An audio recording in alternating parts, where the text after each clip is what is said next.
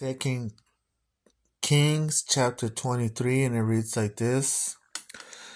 Now the king sent them to gather all the elders of Judah and Jerusalem to him. The king went up to the house of the Lord with all the men of Judah, and with him all the inhabitants of Jerusalem, the priests and the prophets and all the people, both small and great. And he read in their hearing all the words of the book of the covenant which had been found in the house of the Lord. So just imagine, just try to visualize this event, right? What was happening, and it's really crazy. Chapter 23 is crazy.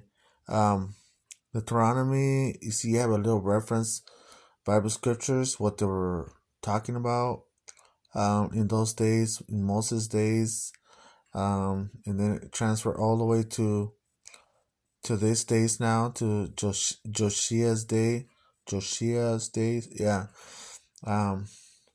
So just try to visualize and try to kind of like see this. You see, you have the king, and then you have all these people getting together with the king, like everybody, the whole city, everybody. Let's continue on number 3. Then the king stood by a pillar and made a covenant before the Lord to follow the Lord and to keep his commandments and his testimonies and his statutes with all his heart and all his soul, to perform the words of this covenant that were written in this book. And all the people took a stand for the covenant. And the king commanded Hilkiah the high priest, the priests of the second order, and the doorkeepers to bring out of the temple of the Lord, all the articles that were made for Baal, for Asherah, and for all the host of heaven, and he burned them outside Jerusalem in the fields of Kidron, and carried their ashes to Bethel. Then he removed the idolatrous priests who the kings of Judah had ordained to burn incense on the high places in the cities of Judah and in the places all around Jerusalem, and those who burned incense to Baal, to the sun, to the moon, to the constellations, and to all the hosts of heaven. And you're probably wondering, the sun, the moon, the stars, and everything else, didn't that God create that in the ocean? Yeah, he did. But when you're doing all these things, instead of the creator, there's a scripture that says that you give honor and glory to the things made instead of the creator. I forgot what Bible verse is that. And he brought out the wooden image from the house of the Lord to the brook Kidron outside Jerusalem, burned it at the brook Kidron, and ground it to the ashes, and threw its ashes on the graves of the common people. Then he tore down the ritual booths of the perverted persons that were in the house of the Lord. Booths, I think it means like tents. The booths of the perverted persons. What does that really mean, right? Perverted persons. I don't know. I'm trying to think positive. I think the best reference things this could probably mean kind of like homeless people in those days, of the perverted persons that were in the house of the Lord, where the woman wove hangings with a wooden image, lace. Another word for wove, lace. like kind of like to hang things, strings or something, perhaps. And he brought all the priests from the cities of Judah and defiled the high places where the priests had burned incense from Geba to Beersheba. Also, he broke down the high places at the gates, which were at the entrance of the gate of Joshua, the governor of the city, which were to the left of the city gate. Nevertheless, the priests of the high places did not come up to the altar of the Lord in Jerusalem, but they ate unleavened bread among their brethren. Josiah reforms. And he defiled Tophet, which is in the valley of the son of Hinnom, that no man might make his son or his daughter pass through the fire to Molech. So I stopped there and I was just checking what is Molech. I always hear Molech, the god of Molech or whatever. So I checked, and what it is kind of like a man with a head of a bull, like a kind of like a statue or something, and under it they put fire, and he has some arms, like I guess that's what they used to put like the children so they could burn to death, sacrifice to Molech. And in modern days today, Molech, a destructive force or system that demands sacrifice, particularly of children. That's what it kind of means. Like, wow, sacrifice of children, like forcibly. What's the word? The proper word? Demands force. Force. Destructive force of system that demands sacrifice of children. It could be anything. Probably probably sexual abuse now, I don't know, of children, or making them stress or something. I don't know. All right. Then he removed the horses. Then he removed the horses that the kings of Judah had dedicated to the sun at the entrance to the house of the Lord. It was probably some statues, I don't know, by the chamber of the Nathan Melech, the officer who was in the court, and he burned the chariots of the sun with fire.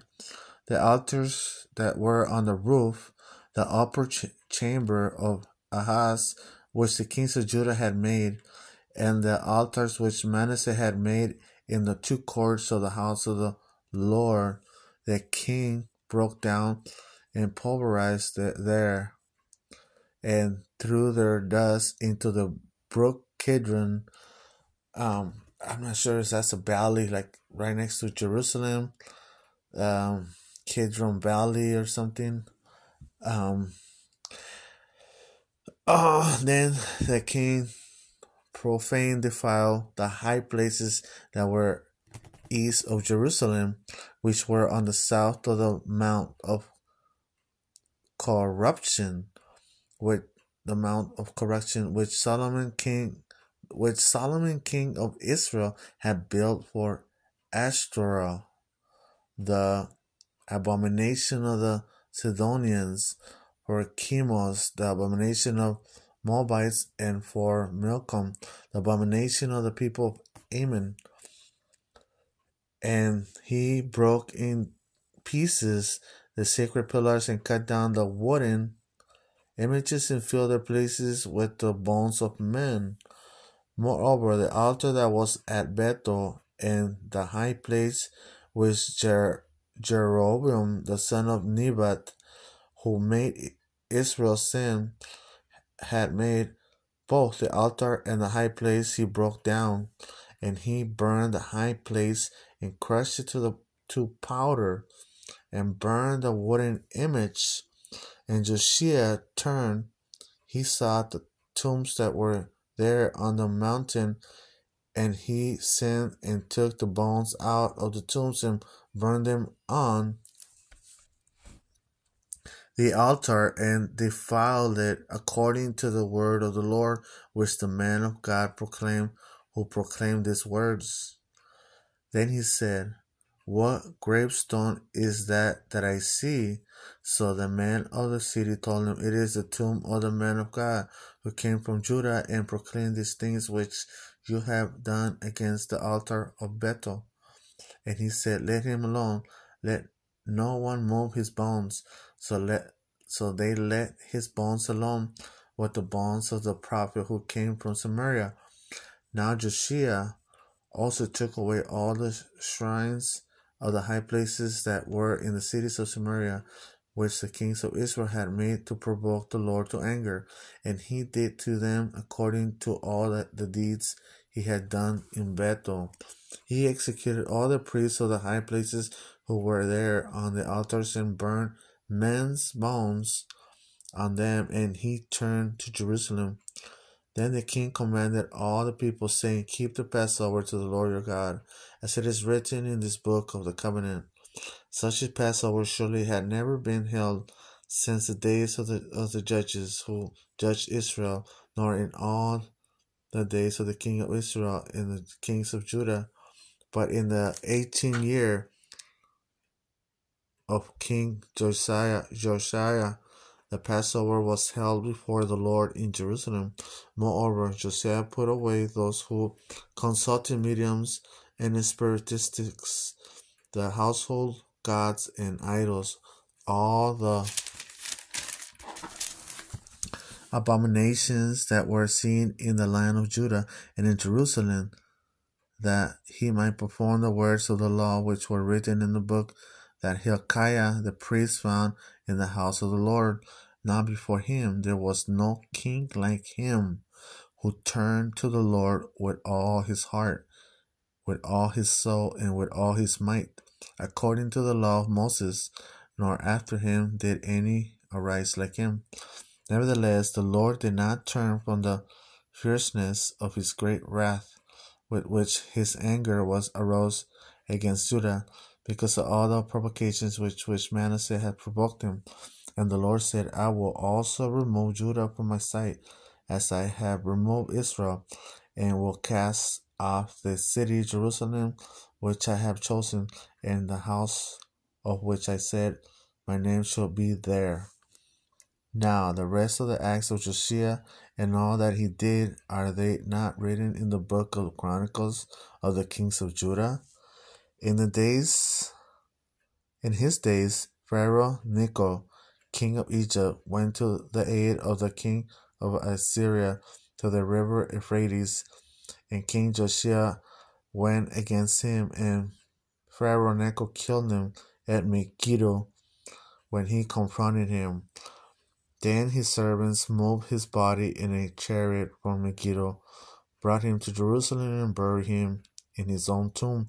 And the people of the land took Jehoahaz, the son of Josiah, anointed him, and made him king in his father's place. Jehoahaz was 23 years old when he became king, and he reigned 3 months in Jerusalem. His mother's name was Hamutal, the daughter of Jeremiah of Libnah, and he did evil in the sight of the Lord, according to all that his father has done. Now Pharaoh Necho put him in prison at Riblah in the land of Hamath, that he might not reign in Jerusalem, and he imposed on the land a tribute of 100 talents of silver and a talent of gold. Then Pharaoh Necho made Eliakim, the son of Josiah, king in place of his father Josiah, and changed his name to Joachim. And Pharaoh took Jehoahaz and went to Egypt, and he died there. So Jehoiakim gave the silver and gold to Pharaoh, but he taxed the land to give money according to the command of Pharaoh. He exacted the silver and gold from the people of the land, from everyone according to his assessment, to give it to Pharaoh. Pharaoh Necho. Jehoiakim was 25 years old when he became king, and he reigned 11 years in Jerusalem. His mother's name was Zebudah, the daughter of Pedaiah of Rumah, and he did evil in the sight of the Lord, according to all that his fathers have done. So this guy, Joachim, his father was murdered. Josiah, Pharaoh Necho killed him. So he killed him. So Pharaoh Necho made one of his sons king, and he put the other one in jail. So wow, what a disaster! All this stuff right here. Wow.